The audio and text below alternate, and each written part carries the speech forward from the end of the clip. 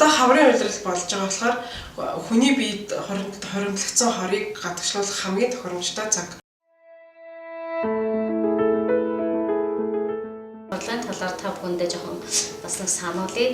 Ер нь чочмог олон гарахыг хордлого гэж авч үзэн. Чочмог хордлогыг бол хүмүүс нийлээдгүй би хордлогонд орчлоо. Тэгээ хоолны хордлого, бөөжлөө, нарны хордлого, нөгөө бөөжис сулгах шинж тэмдгээр нь одоо нарны харшил хордлого гэх мэтээр ихэвчлэн онцгойлоо авч үзэж ахах хордлогыг төдийлөн сайн ойлголтгүй байдгаас бие цэвэрлэх талаар бас мэдлэггүй байна. За хүний бие хордохоор нь шүү дээ. Яадаг гэж хоримтлагцаар агаад архаг хордлогын үед бол хоримтлагцаар агаад тодорхой хэмжээнд хүрэхэд одоо хүний бие махбодыг тодорхой өөрчлөлтөнд оруулж улмаар одоо хавдар зэрэг өөрчлөлт маш их нэмэгдэж байгаа нүдтэй холбоотой. Мэдээж энэ бидний одоо орчин тойрны бохирдол, хөрсний бохирдол, аарын бохирдол идэж байгаа буруу хэрэглээнүүд зэрж одоо аяг тав угаагч гэх мэт одоо бидний ахуйдаа хэрэглэдэг бүх зүйлээсээ хүний бие хордож байдаг. Яа системтэй хэмжлэх вэ гэхлээр хүмүүс хордчлоо, хоргойжуулах хэрэгтэй гэдгийг одоо бас сүүлийн үед аягүй сайн мэддэг болсон. Хавар болохоор илгээ угаадаг бас байна, зүсээ угаадаг болсон байна. Тэгэхээр энэ болохоор бас нэг цогц тийм шийдэл биш байгаа юм аа. Хоргойжуулна гэдэг чинь яг системтэйгээр дэс дараатаа эрхтнүүдэд эрхтнүүдээс хорын гадагшлуулах хэлээд байгаа. Тэгэхээр нэгдүгээр уушиг бүдүүн гэдсээ цэвэрлэх хэрэгтэй, хоёрдугаарт илэг зүсээ цэвэрлэх хэрэгтэй, гуравдугаарт бөөр давсгаа цэвэрлэх хэрэгтэй. За, уламж анагаах ухаанд, орон төхний анагаах ухаанд уушиг бүдүүн гэсний холбоо хамаарал цус, сав, сугийн хамааралтай гэж үздэг. За, уушиг бол ерөөсөө хүн амьсгалахгүйгээр нэг ч хоорон байж чадахгүй. Амьсгалах одоо үйл ажиллагаа зогсвол хүний бие хүчил төрөж дутагдаж одоо зүрхний үйл ажиллагаа зогсон байдал орно. Нөгөө талаар уушиг бүдүүн гэдэг эрхт маань харьяа хамаарлаараа биеийг хоргоожуулах, өтгөнийг гадагшлуулах, амьсгалыг тасралтгүй авч байхад одоо маш чухал үзүүлж байдаг. Тэгэхээр уушгаа цэвэрлснээр одоо зүгээр энгийн хүмүүст ойлгуулахад одоо хөтгөн хэмээн гардаг болно тий. Одоо нэг юу арьс сайхан болно. За хөлсний адгалт тэнцвэртэй болно. Хөлс огт гарахгүй байна гэдэг нь бас хөлсөөрөө хүн хороо гаргах үйл ажиллагаа маань хямралтай юм гэдэг. Тэгэхээр огт хөдөрдгөө хүмүүс тодорхой хэмжээгээр биеэ халааж, шар усны нөхөө онгойлгож хөлсөө гаргаж явах нь бас маш горгожуулах үйл ажиллагааг дэмжиж байна гэсэн. Хоёрдугаарт илэг зүс цэвэрлэнэ. За илэг гэдэг маань өөр ямар үүрэгтэй хэрэгтэй. За илэг бол хүний биед цусыг үйлдвэрлэдэг, цусыг ялгаруулдаг. За тэгээд хүний биеийн одоо цог залбаа, галын элч гэдэг боломж танагаах ухаанаар хийж нэрлэдэг. Галын элчийн одоо гол одоо шүтээ эргэтэн гэж үздэг байгаа. Илгийг цэвэрлэхийг хавар болон намрын уйлралд тогтмол хийж ивэл бас сайн байдаг.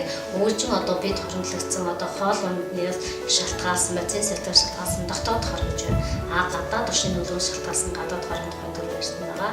Тэгэхээр дотоод хор хордлогыг дотроос өөрийгөө цэвэрлэхийн тулд илэг зүсээ цэвэрлж ижил цэвэрлэхээс нэг юм уугаад юм уу тийм ээ. Мацаг бариад ганцхан өдөр ч юм уу тэгээд тийм одоо өссөн үр дүндээ хүрнэ гэдэг бол тийм хангалттай одоо биш. Тийм учраас хавар намрын улиралд монголчууд зүсээ угааж илгээ цэвэрж ирсэн юм уламжлалыг бид энэ хөтөлбөртөө бас авсаргаж цогцод үр дүнтэй хөтөлбөр явуулах гэж бэлдсэн байна. Гурав дахь одоо алхам маань бөөрөө цэвэрлэх тийм бөөр давсгаа цэвэрлэх гэж байгаа. Тэгвэл бас бөөр маань ямар үүрэгтэй хэрэгтэй?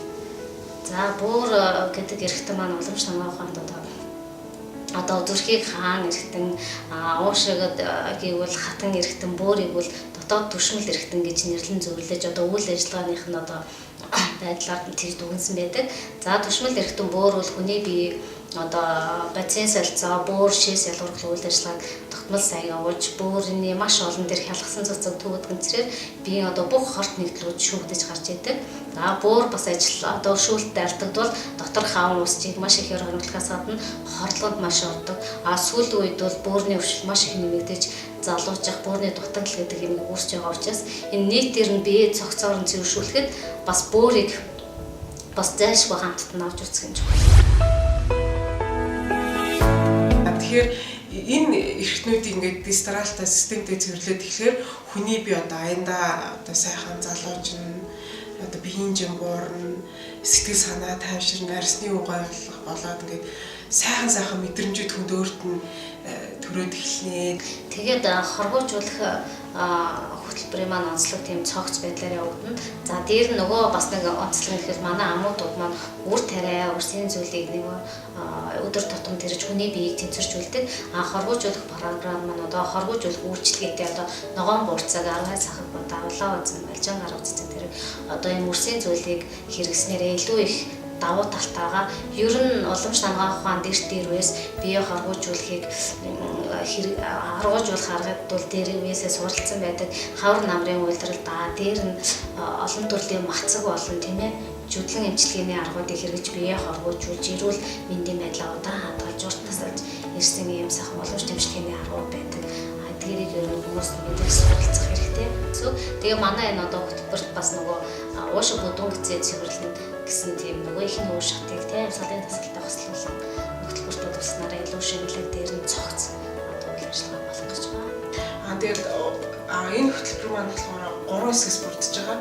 Нэгдүгээр уушиг цэвэрлэх 4 хоног, хоёрдугаарт элэг цэцээ цэвэрлэх 4 хоног, гуравдугаарт бөөр давсаа цэвэрлэх 6 хоног гэдэг нийтдээ 14 хоногийн 3 үйлчлэлтэй ийм хөтөлбөр явуулж байгаа. Би бах одоо хоргоожуулахын арга ухаанд нийтээрээ суралцъя.